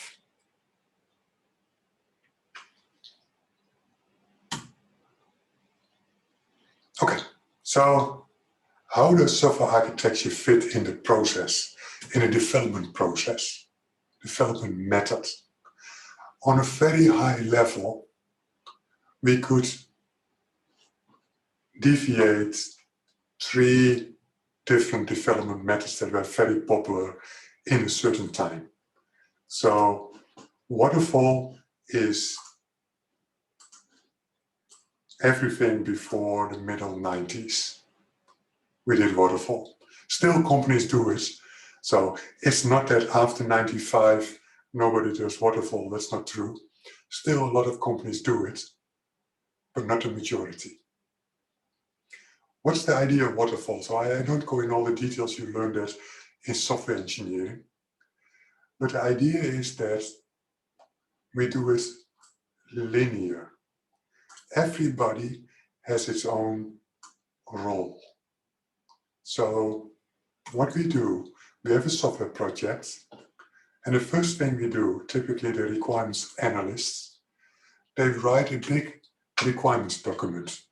This is what we need. And then they give it to the analysts. Analysts, they look at all the requirements and they analyze it and they make a large analysis document. And we give that analysis document to the designers, technical designers. The designers take all the input and create a technical design, UML or whatever. Once they're done with design, they give it to the developers, implement this. They're going to implement it, and once they are done, they give it to the testers. Here's the code, test it. Typically, the test will find a lot of bugs. Give it back to the developers. Here you have 300 bugs, fix it. Developers fix all the bugs and might find out that there is a design problem, so they have to go back to design and say, change this design, it's not going to work. Okay, change the design, come back, solve all the bugs, give it to the testers. They say, okay, 300 bugs are solved, but now we find 200 new bugs, etc. And hopefully, at the end, we have some system that we can get put in production. That's waterfall. That's what we did for many, many years. Everybody has his own role. You're the architect, you're the designer, you're the requirements analyst, you're the developer, you're the tester, and everybody did his own small task. And the way we communicate with each other is by handling documents. So we call it artifacts. Can be code, can be test documents, can be real tests, can be designs, can be an architecture document, but typically we write documents. That's waterfall. Everybody has its own role. Now, if we focus on the software architecture role, what does the software architect do in this project? Well, the first thing that the architect does is getting all the requirements. So typically we come back here. This is typically the functional requirements. The architect also defines all the non-functional requirements, the ilities, the flexibility, supportability, usability, robustness, performance, security, those kind of qualities. It also looks at what is this for business? What does the business need? What's the budget that I have? Are there certain deadlines I need to think about? And with that, it creates the architecture. And that architecture is a document, a software architecture document, large document, typically 200-300 pages, mostly more. It says everything about the components and the protocols, etc. That's the software architect document. And we do it up front, meaning we do it before we have ever written any line of code. With this document, the designer can make designs and developer can implement it, tester can test it. That's why we need to do it up front. Now, what happens in these waterfall projects? The architect becomes what we call an ivory tower architect, meaning that architect was once a developer typically and became an architect. In the first year, that architect could talk to the developers and they can talk at the same level. But after 3 or 4 years, these developers come with all kinds of new libraries and things that architect doesn't know anything about that anymore. That architect, what it typically does, that some software architect documents are basically a set of PowerPoint slides where the architect writes the vision on where it should go to, what is important, but then let the developers, let the people who know all the details fill in all the details. And then that's what we call an ivory tower architect, that's somewhere in the ivory tower and shouts what we need to do.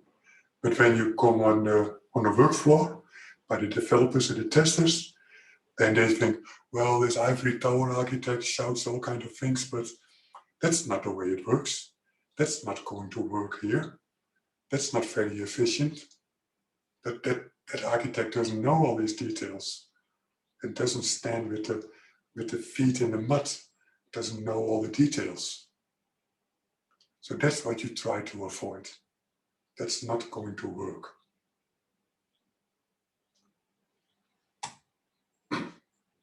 Also, typically, the architect is only available at the beginning of the project. That ivory tower architect is an expensive person, has a high salary. So typically in the beginning of the project, he or she writes the software architecture document, gives it to the project, here it is, good luck. I'm going to the next project and write a software architect document for that project. And then what happens in that project? Well, the architect says we should do this, but that doesn't look right. Where is it based on? Why did the software architect make this choice? Nobody knows. It's not in the document. And basically, we as a project want to make another choice, but we don't dare to do that because that high-paid software architect made this choice. That's not going to work. But if you get into a project that works this way, waterfall, this is the way they do architecture, typically. But it's not the best way to do it.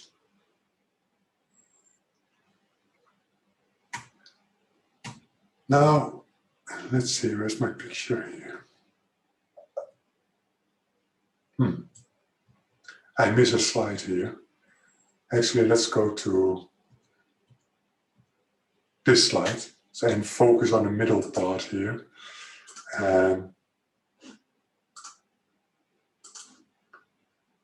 So in the middle 90s till beginning of 2000, we discovered that waterfall is not the most efficient way to do software development. And we discovered we need to make smaller iterations where we build something that the business can give feedback on in an iteration. And then at the end of the iteration, we show that to the business, we get feedback and we can learn from it so that the next iteration is a better iteration. That's what we did in the middle 90s till the beginning of 2000. And popular methodology is called Rational Unified Process or Unified Process. And basically, if you compare it to waterfall, the only difference is we have iterations and we have use cases for requirements. But all the rest is exactly the same. Same documents, same roles, customers outside the project, large projects. It's basically doing waterfall, but then in smaller iterations. And this is the picture of Rational Unified Process, where you see the time goes from left to right. That's the time. And then this is one iteration. This is one iteration. This is one iteration. And what you see in these iterations, you do a little bit of everything. You do a little bit of requirements, analysis, design, implementation, test, deployment, configuration and change management, project management. Basically, you build some requirements from the beginning to the end. So if I have a banking system, I build, the first iteration I built, seeing your account overview. And the next iteration I'm going to build that you can transfer money. And the next iteration I'm going to build that you can log on. But after the first iteration, maybe 2 or 3 months, I have already something that I can show the business and ask the business, is this correct? Is it the way you want to do it? And I get feedback from it and we can learn and adapt our process. But, so I'm not going these details, but if we focus on architecture, architecture works exactly the same as in waterfall. So this is the same slide. You create the same software architecture document, same ivory tower architects, nothing has changed. The only thing that has changed is in an iteration, there's typically 1, 2, 3 months. You build something, and at the end of that iteration, you get feedback if your architecture is correct. So that whole idea of that ship, the FASA, we build it completely and then we're going to test it. We're not going to do that, but then we could compare it with the ship FASA. We built the whole skeleton in 3 months. And then for whatever reason, we're going to test it with it's stable. That would be more iterative. Now, in the last 10, 15, actually almost 20 years, depending to which organization you look at, everybody does Agile, especially the last 10 years. Every software company does Agile. You hardly run into a company that does still waterfall. You still have small projects with 1 or 2 or 3 people where it makes more sense to do waterfall, iterative, Agile combination. So you still see a lot of waterfall around, but every self-respecting software company does Agile. Either Scrum or DevOps or any of these Agile methodologies. And what you see, if you look at the whole thing of Agile, everything changes. In Agile, everything changes. And again, you will learn all the details about Agile in software engineering, but we will focus now on the software architecture part of Agile. Now, I go over this quickly just to get an idea. If you have never seen Agile or Scrum or whatever before, then this is just a very short introduction. And how does it compare with waterfall? At a certain time, a number of software gurus who saw each other in a lot of conferences, they all agreed that something in software has to change to do software better. And what they did, they went together on a ski trip. And at the end of the ski trip, they came back with these 4 rules or principles. Basically, they say, in a software project, the people and the interaction between the people is more important than fixed processes and tools. Often when you, especially 10, 15 years ago, if you go to large companies, there are people who, and everything these people are responsible for is the process and tools within that company. So if there is a new software project, that people in that project don't have to think about tools and processes. It's already fixed. Other people, they say, okay, these are the tools we're going to use. We do everything in .NET, and we do it in Visual Studio.NET, and we have the SQL Server database, and this is what we do for testing, and this is what we do here. It's already fixed, you don't have to think about it. With all the tools, in which order you do everything, you have to write these documents. It's all fixed. Well, we found out that's not going to work in every project. Every project is different. It's not efficient to do that for every project. Also, working software is where we focus on, not the documentation we write. Working, accepted, tested software. Sounds very logical, but at that time, we didn't do that. We focused on documentation, on documents that you write. Then, customer collaboration is more important than contract negotiation. It's more important that the customer is happy than the project with its contract is happy. It's all about the customer. So what you do in a waterfall, let's say you build a house in a waterfall way, and we agree upfront about a certain bathtub, and this is the cost. And then I am the owner of the house. I work in my housing construction, and I look at the bathtub and I say, no, I don't want that bathtub. What will you do at waterfall? Contract negotiation. So the builder will say, we agreed on this bathtub. I'm going to put it in the house. If you want a different bathtub, you can hire me again after you paid for the whole house. I take the old one out and then I place the new one. That's not very efficient. You don't want to do that in your software project. You want to collaborate together.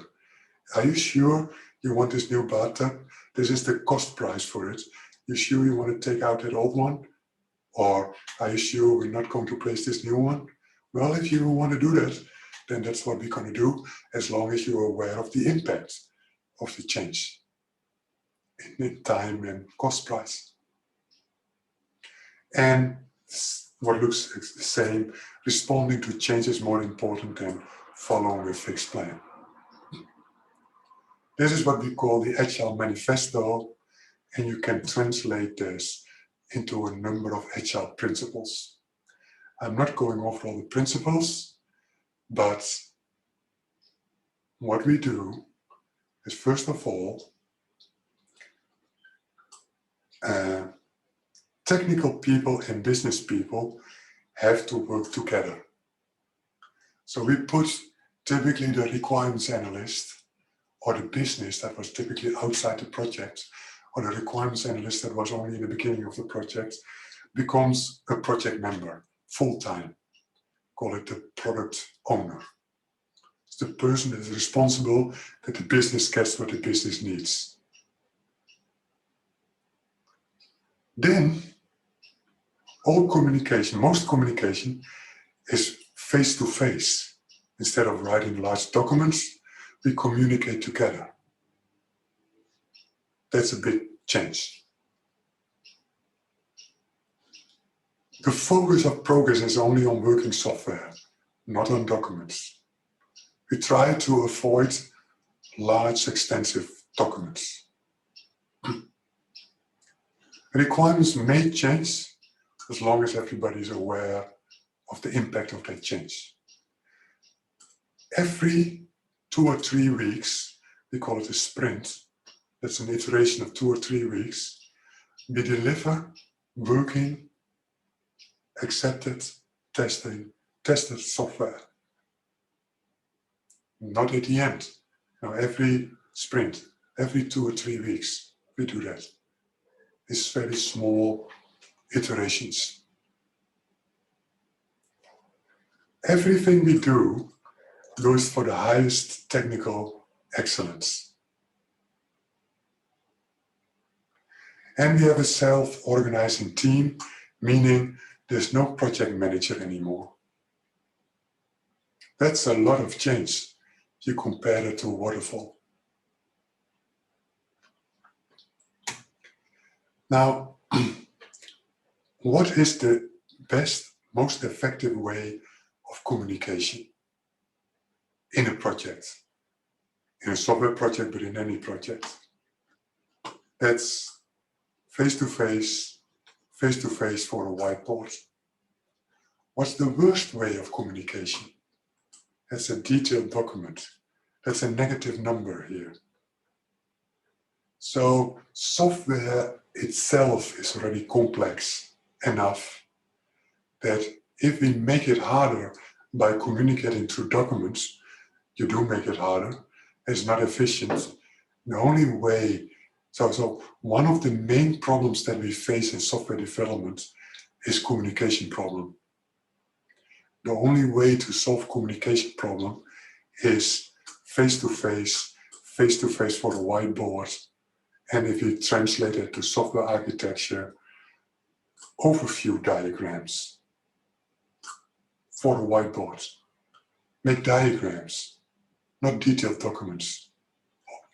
Diagrams that you discuss together.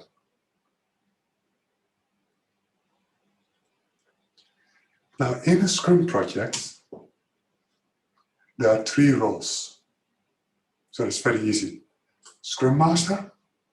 Scrum Master is the coach, like a football coach, a soccer coach.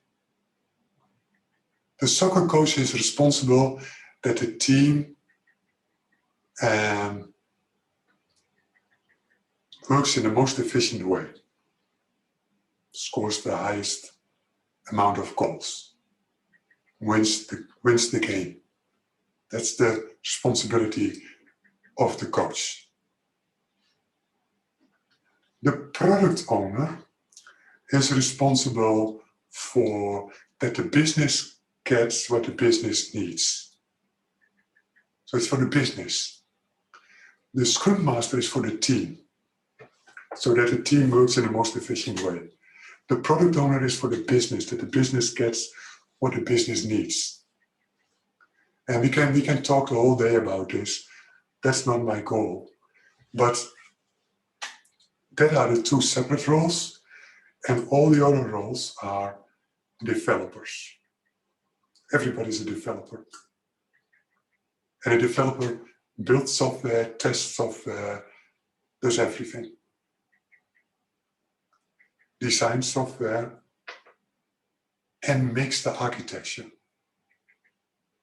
So in Waterfall and in RUP, Rational Unified Process, software architecture is a role. Somebody has that role. In Agile, in Scrum, in DevOps, software architecture is not a role anymore. It's a task that the team does. The team of developers together do software architecture.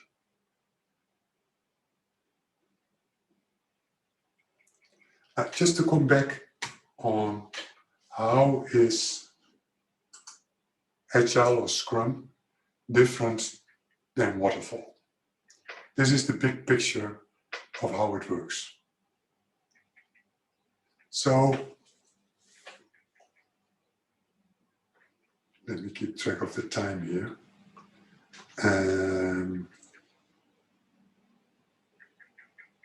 I see it's almost lunchtime, so I went already over time, so we have to do the meditation in the afternoon then.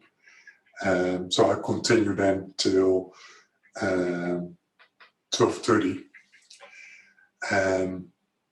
So this is Scrum in 5 minutes.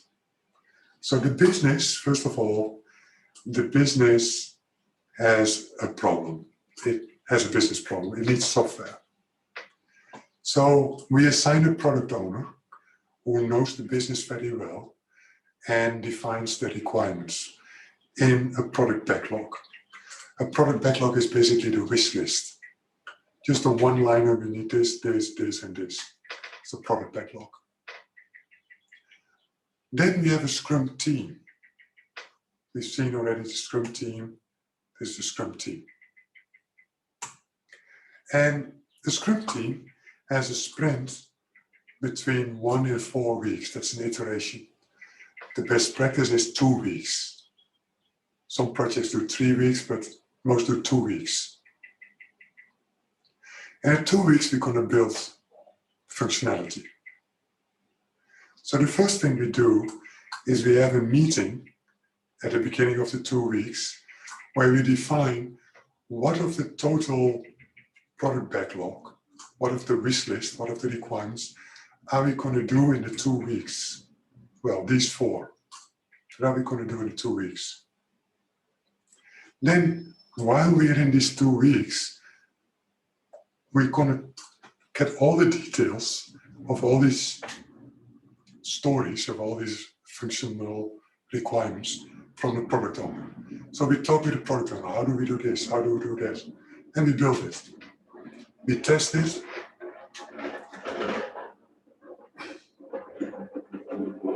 Sorry, there's some noise here outside.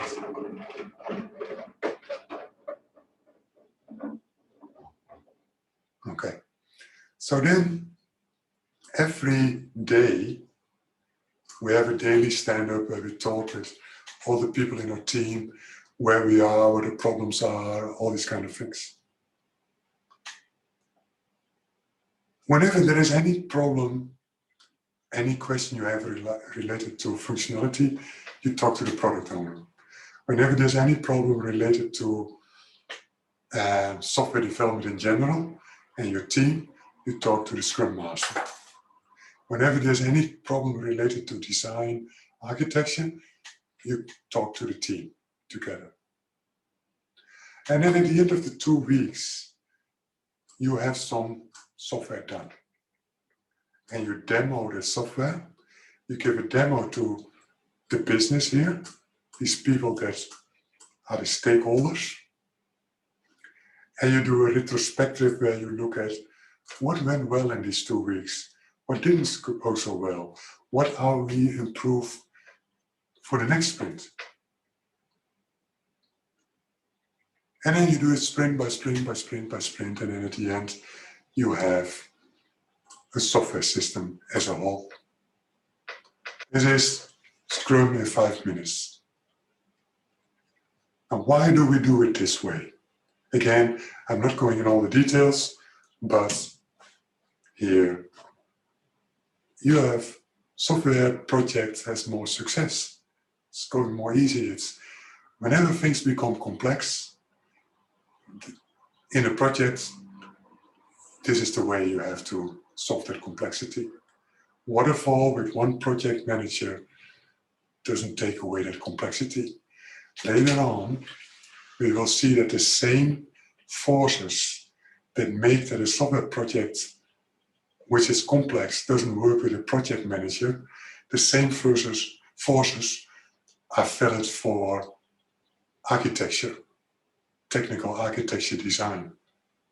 It's called orchestration and choreography. We'll get to that when we're there. But what you see is that if you work waterfall, you have less chance on success. Here with Agile, you have much more success. With waterfall, you have more chance of failure. With Agile, you have less chance on failure. Now then, challenged means you go over time, over budget, or you deliver not what the business needs. That's what we call challenged. It's not a failure, but the business is not happy either. You see that around 50% of all the projects are challenged. So what this means is that Agile does not solve all your problems. This means in an Agile project, software project as a whole is much better, but it doesn't solve all your problems. You still run into all kinds of problems that you have to solve yourself.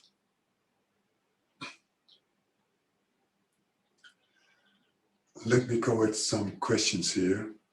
In the definition of software architecture, we said it is the definition of the important stuff in the software development. Does this mean the requirement of the software or the technologies that we are used with the design patterns in the, and then it stops.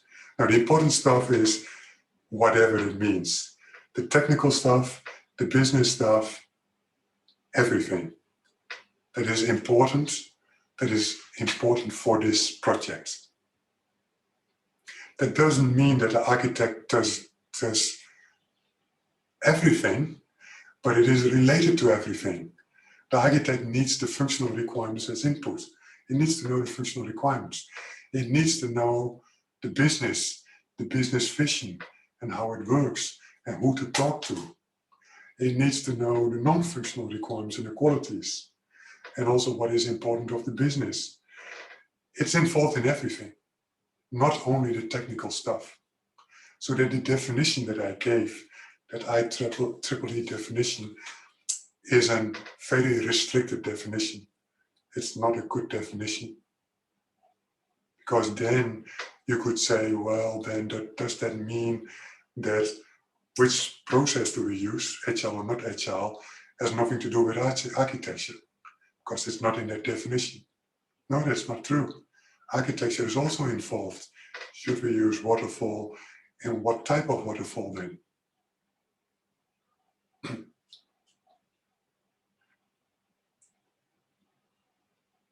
Professor, can you have time to explain the project? Can you explain project? If you mean the project of this course, no, that's 3 weeks from now. We will look at that later. If you mean some other project, then you have to explain that.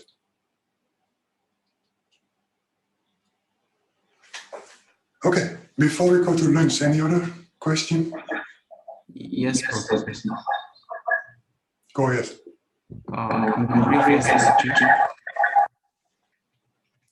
Previous picture. Yes, that's how. This one?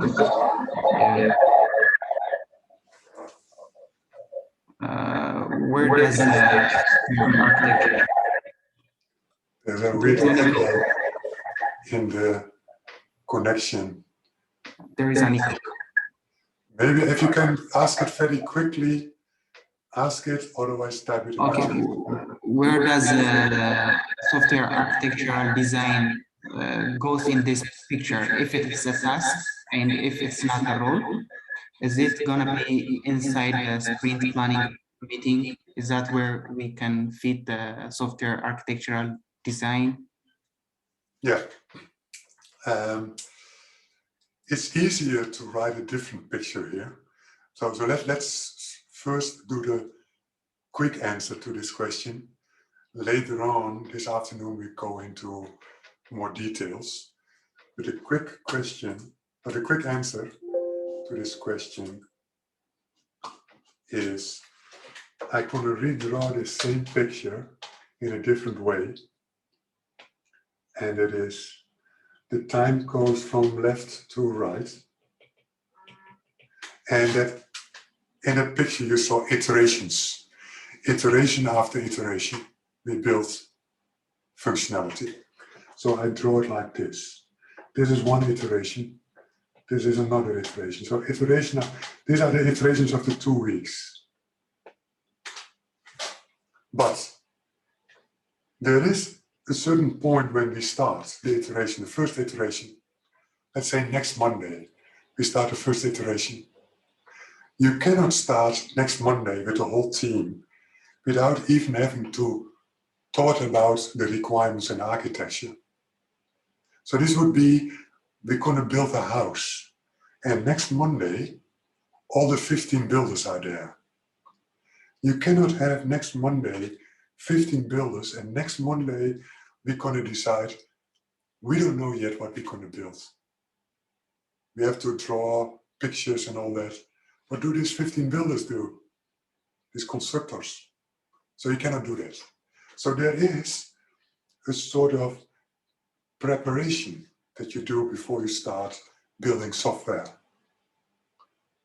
So when do we do architecture? All the time. So what is architecture? The important stuff. When do we do architecture? All the time.